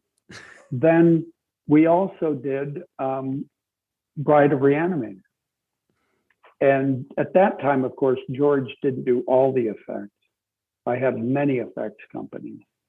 But Woody and Rick and I made the script, So those are the movies that really were part of that collaboration, which has its ups and downs, but I would say that the shunting at the end was about George and myself finding a way to express through Dali-esque imagery this idea of melding the story. We had to make a narrative out of it. I mean, I'm all about starting with inspiration and then back engineering the narrative, right? So I go for what do you want to see? How can we make that happen? We'll go back until we can make that happen. Yeah. Woody's script was already about incest and class. I tried to bring it out. I just tried to make it more clear, add scenes that made it much more clear. And so that's, and then the other thing is the ending, the whole shunting ending, I have definitely linked back to, I have this feeling that a movie should end in some huge, crazy kind of, orgiastic event, right? I don't know, you go, why do you want that? Why would you want that? Well, when I was a kid watching, Ray Harryhausen and William Castle and, the Creature with the Atom Brain and all that kind of stuff, I also saw a really big movie at that time, which is called The Ten Commandments. And it was a horror movie to me because they were turning water into blood, a stick into a snake. There was a green mist that went through the town, killing little children. The sea opened up, it was, and then when Moses went up onto Mount Sinai to speak with the burning bush. Back down below, all the Israelites started worshiping the golden calf and having this orgy. And now back then in the 50s, they made movies for everybody. So they couldn't show anything explicit like they would now. But the point still got across. And it really affected me. It was so disturbingly sexual. And so I think that's why in a lot of my movies, I keep wanting the ending to be like some weird, disturbing orgy. But I think that's what's great about your movies. Like sometimes movies, like, you know, you have the way a story structure is, you have the climax, and then when it goes down, it's usually really like melodramatic at the end. But there's a few of yours that, man, just like the end of Society, which I love. I saw a really cool photo of you with Mr. Butthead, the Billy's dad. That's Chip Lucia, who I just was in touch with. And I was trying to tell him how famous he is as being the butthead. I said, "You are the butthead." You know, the thing is about the people who made that movie was a big flop when it came out here, right? It was a real movie in England. It was a success, right? But we wouldn't know that. This is way pre-internet days. Yeah. You don't know what's going on overseas. I had somebody in Italy send me their dissertation, their university dissertation about Society. They did a whole dissertation on a B movie, right? Amazing. Spain, it was a big movie. France, it was a movie. But in the US, well, I mean, it's a bit crudely directed. I get that. You know, it's a bit, there's cringeworthy places, you know. There's a lot of originality that kind of makes up for it. And in Europe, it's more, in England, it makes sense because they totally get the class thing. Yeah. When I made this movie, it was the Reagan era. And of course, your listeners don't even know that part of our history. But Ronald Reagan, that era began this idea that they called greed is good. It was the idea that, you know what, if we just give rich people a ton of money, everybody's gonna do better. Trickle down. Right. Yeah. They'll figure it out. Right. But there was this idea that all you needed to be, that greedy was good, that it was good to be rich. Wall Street, you know, it was like a whole thing. So in this country, we've always had this idea, this myth about how if you just work hard, you're gonna be rich, that there's no class here, that it's just hard work, which is, of course, pretty much bullshit. But we believe that, right? Until the Great Recession, until 2008, when it turns out there was a whole generation coming out of college and they found out, hey, there's no place for us, you know, and nobody's taking care of us, and we're not going to do better than our parents and all this kind of stuff. Well, I think, and that happens to coincide with the sort of discovery of society by a younger generation, because until then it was lost. I was the director of Society. I didn't produce it. I didn't own it. I own Reanimator, you know. I didn't own Society. But in the early 2000s, the guy who did called me and said, hey, you want to buy it? Because I think you're the only one that would care. And I said, yeah, I do, because I do care. I wish I owned every movie I ever made, because I would keep getting them. You can keep getting it out there. The problem with these movies is nobody, you know, the big companies like From Beyond, when are you going to see it? MGM owns it. They're not going to push it. The dentist, who's pushing the dentist? That's a good movie. I love it. I've done a lot of movies, and a lot of them, it's not because we didn't try, but they didn't quite work, right? So you put effort into every one, and some of them kind of click. You want them all to. But if a big company owns it, there's nothing in it for them. But if you own it, you can keep getting it out there, And with Society, I did buy it. And then I was able to find people to put it out. But I noticed in the late 2000s that that all of a sudden people wanted to show it. People wanted to see the movie. They wanted to put it at a festival. They wanted to do a screening. And I'm going, wow, this is from out of nowhere. Right. And then, of course, Arrow put out that great collector's item with some artwork on it. When you look at it, you look at the artwork you've got behind you, behind your left shoulder, and you kind of go, this is like a European art movie, right? You go, what is this? She's not going to pull her face off. That's not going to happen in the movie. But when Arrow put out their box, it was way worse than that. Not only that, I thought, wow, in the sequel or remake, that's what the Shunning's looking like. I get it,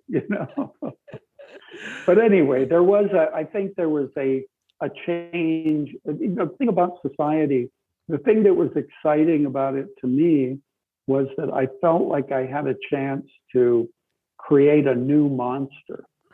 When you think of horror movies, you kind of never get to do a new monster. I mean, I think Freddy was a new monster.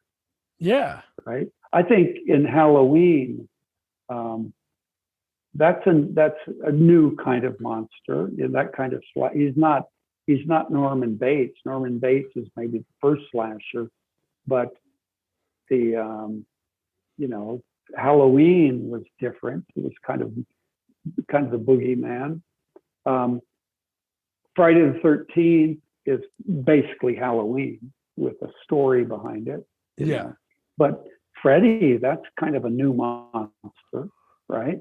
But how you've got vampires, the living werewolf, dead, everything's all the wolf man, it's the same, But the idea that you could do a new monster, that's tough.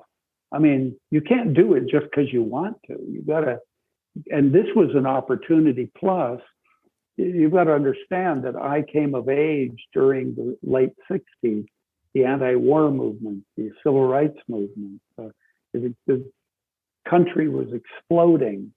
There was marches. Hundreds of thousands of people marched on Washington. I was there, and colleges shut down. I think it was 1968 or 69, 68. I remember every college shut down early because people were marching, and it was everything was politics. It was the revolution was coming. But you were 19, 20 years old. It was a hell of a lot of fun because whatever's happening when you're 20 years old is fun as shit, right? It's like, this is life, So for me, it was also like, hey, this is politics. I can kind of sneak in this fun politics without taking it real. I mean, it's not message first. We're not talking Get Out here. We're not, the modern horror movies, sometimes they're just kind of tedious to me because they're all about the message. It's kind of like, it's a horror. Well, what's important is they're really talking about some important political or social issue.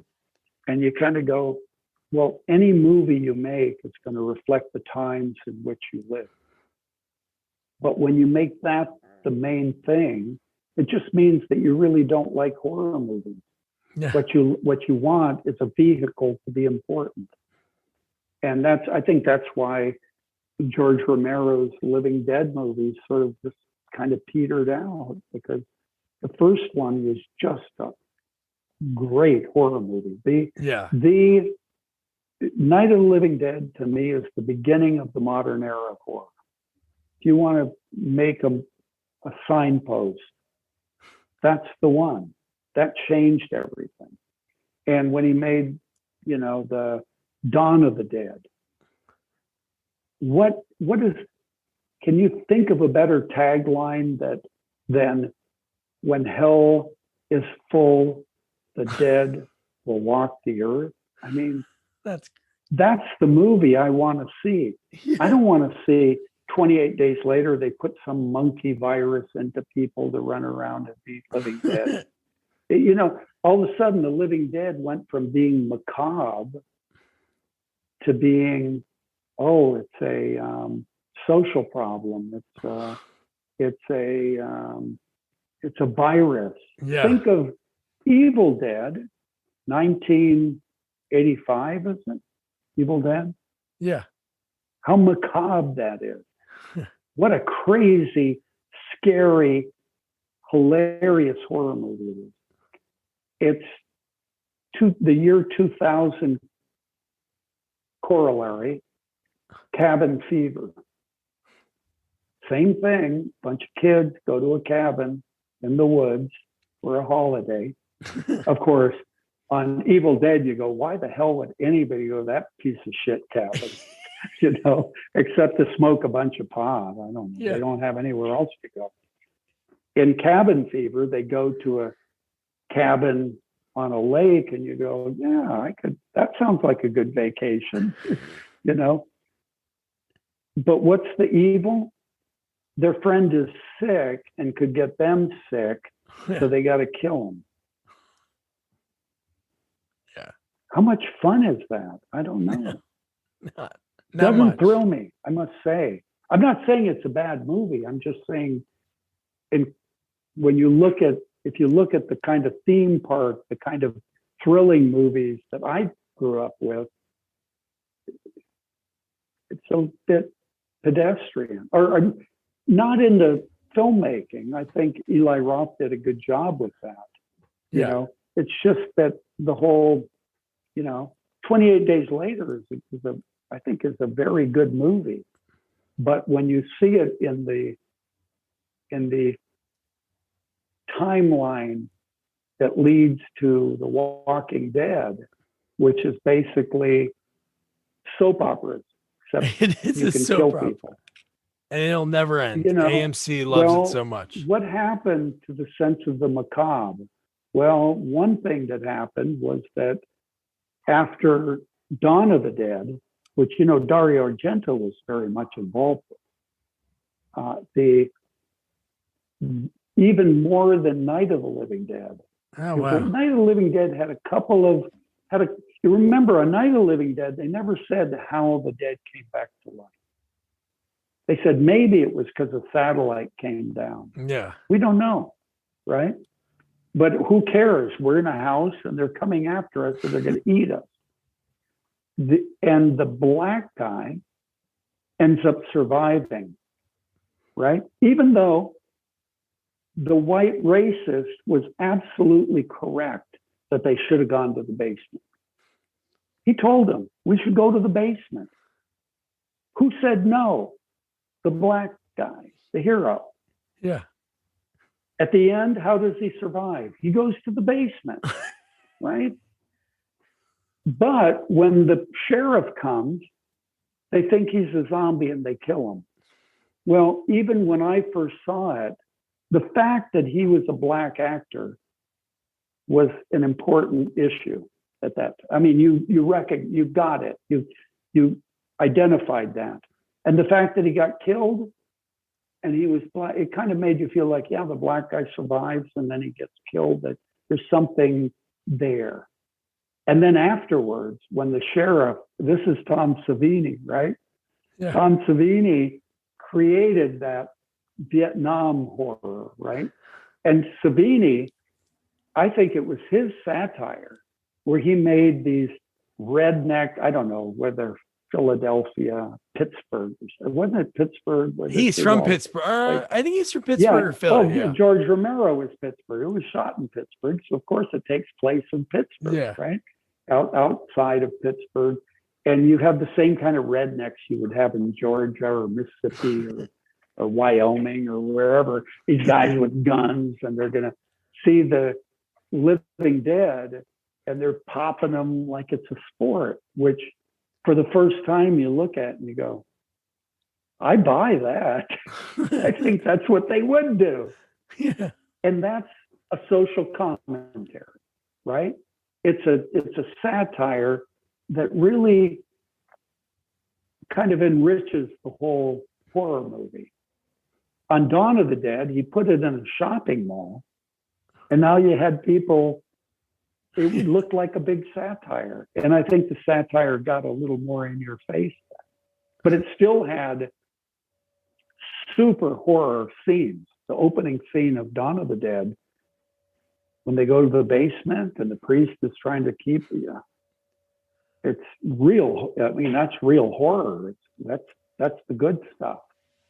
But by the time he got to Day of the Dead, I think too many people had asked him about his political and cultural statements. And, you know, it was like message first, except for the Tom Savini sequence, where the head would get cut off and roll in front of the camera. I think that's Savini, you know? You can't, I don't think you can separate Savini from Dawn of the Dead and Day of the Dead. I mean, this guy had a great deal of influence in those movies. But George Romero, he just never got I think he just, you know, I remember I had a dinner with a couple of French critics way back when, in the 90s, and they told at a festival somewhere in Europe, and they said, you know, one of the things we like to do to kind of mess around with horror directors. I said, what? They said, well, we'll just kind of get real serious when we're interviewing and say, do you consider yourself a political director? And all of a sudden they're like, yeah, well, I do have very important ideas. And that's the worst thing you can do to somebody, is act like they're important. And all of a sudden, kind of really ordinary insights become very important. And that's one of the problems, I think, with a lot of filmmakers in general, or celebrities in general, is that they start thinking that their opinions are somehow insightful and more, and kind of more, they have more insight than people who actually are maybe in those fields, or yes, exactly. You know. So Brian, so we're at 2 hours. I find that to be a problem with horror movies today. Oh, I agree. Sometimes I feel like it's too, people take themselves too seriously. They should focus more on doing what Stuart Gordon did, which just make a damn good entertainment. That's all. Yeah. And the rest of it will look after itself.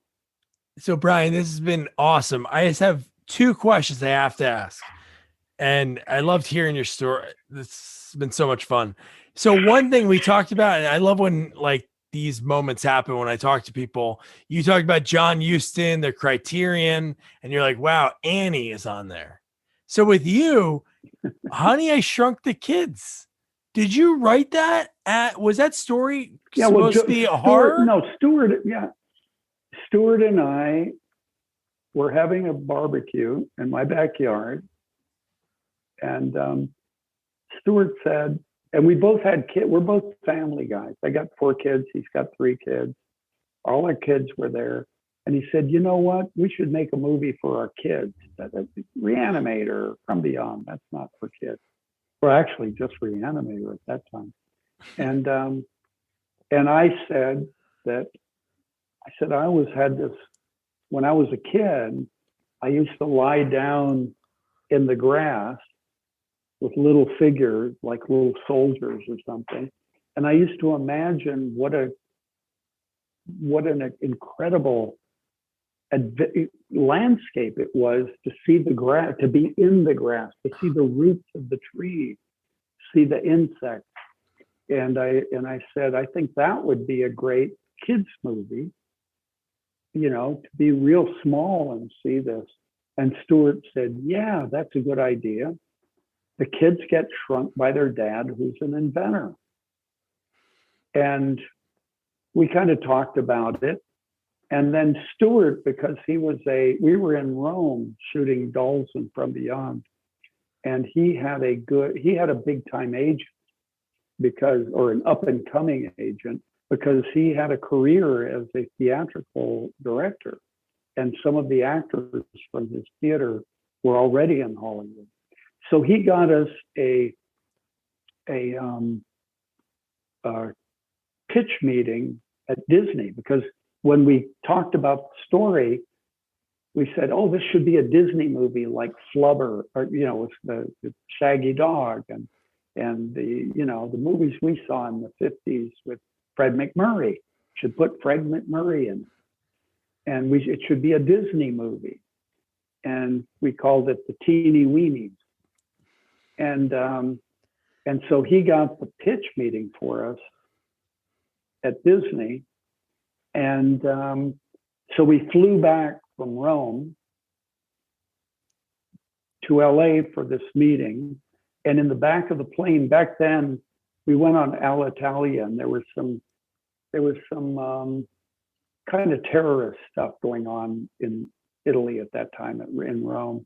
So Alitalia had almost nobody. So the plane was almost empty.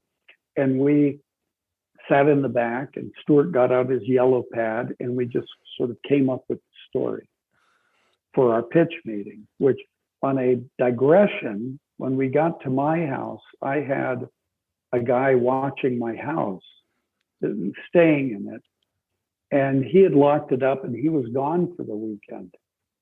And when Stuart and I got to my house, I tried to get in, and the alarm went off. And Stuart said, let's get out of here. And I said, I live here. We can't go anywhere. And so I crawled in a window, and then the cops came and wanted to put us at gunpoint and search the house, because I didn't know the code word, right? So anyway, that's the kind of people we were, right? The cops are coming, get out of here. Stuart's a Chicago guy. He's a downtown guy. People don't get that about him. When I first met him, he wore a leather jacket. He was like a Chicago guy. But anyway, we did our meeting, and boom, it just started moving along. And we ended up with a meeting with Jeffrey Katzenberg, and then we had lunch with him at the executive dining room, where he told us that, we want to do this movie, but we're going to have to change the title. Teeny Weenies sounds like a low-budget porn movie. And so they came up with a new title, which was, of course, much better. And we developed the whole movie. My kids were the test kids for riding the ant on our test footage. We did everything. We cast it. I moved to Mexico. The whole thing was shot in Mexico. And unfortunately, right before we were going to shoot, Stuart had some health problems and had to leave the production. And then, of course, once they brought in Joe Johnston, he had his own producer. So I was kind of moved aside from that. But we designed the whole movie. We did all the storyboards. We did it was, I would say the movie's 80% of what we designed. Wow. But remember, just think about this. Teeny Weenies with darker lighting and a bad ending is a horror movie. Horror and fantasy are two sides of the same coin. You can take any horror movie and lighten it up to be a family movie. You can take any fantasy movie, and if you kind of darken it and twist it, it's a horror movie. So it's not that big of a stretch, actually. If you think about it, it really isn't. Because it's frightening. That's why I thought of that. I was like, it's kind of frightening, shrinking your kids, and then they're riding ants and almost getting stepped on. So That's fascinating. Now, do they call you? Do they have to reach out to you for all these, like the sequels that they made, the TV No, series? no. All they have to do is pay you. Good. And I must say that the Disney at that point didn't really believe enough in the movie. It was a low budget movie for them. And we weren't even allowed to have our production offices on the Disney lot. We had to have them a couple blocks away. And we shot it in Mexico so that there would be no unions or anything, right? It was shot in Mexico City at Churubusco Studios. What that meant was that unlike most studio pictures, there wasn't a lot of kind of overhead. They couldn't charge studio overhead. And there were no big producers, big producer names. Nobody had what they call a gross deal on it. So that meant that the net profits, the points, were valuable. So I made more money on that movie than anything else I've ever done. I think maybe Stuart did too, because they couldn't hide it. On the sequel, of course, they piled it up with costs. Yeah. And, the way a studio does that, they used to do. Now they don't really develop stuff like they did. But back in those days, studios used to give what they call housekeeping deals, which is they would put up producers, directors, and writers on the lot, and they would give them offices and pay their secretary and all that. And then when they got a project going, they'd take all the money that they had put on the books up till then, and that goes against the movie, against the profits of the movie. And also they would give people what they call gross points, like a star will get a percentage of the box office before it's even profit. So eventually you can't make a profit on a movie. There is no net. Yeah. But when they did the sequel, of course, it was all had a whole bunch of, when they have a housekeeping deal for a big producer set, and then they've spent a lot of money, and this producer doesn't have any real project that's going into production. They'll put them on a movie that is going into production, and then take all those costs and put them to that movie. And that's a way to kind of write off those costs. So the original Honey didn't have that. So there was actual real profit. And I must say that as much as disappointed as I am for me and Stuart, that he didn't end up directing the movie. I was co-producer and we were co-writers. But the idea I remember when I saw the McDonald's cup glass with the kid riding the bee on it, and I went, that was my idea. That was my idea. And you go, wow, that's crazy to think that someone like me could have an idea that ends up at McDonald's cup. And that's I think we all want that. We all want to think that some stupid idea we have kind of makes it into the zeitgeist, into the culture. We kind of want to have make a ripple somewhere, right? So of course, that's why it's fun to see these old movies that someone like you still wants to talk about, because you go, wow, somebody still is watching them. Really? Yeah. Yep. Why? Who can, why would they? But good, right? Brian, this has been awesome. Thank you for spending over 2 hours with me. I really appreciate it, man. It was fun anytime. I appreciate it. And I'll talk to you later. All right, man. Okay.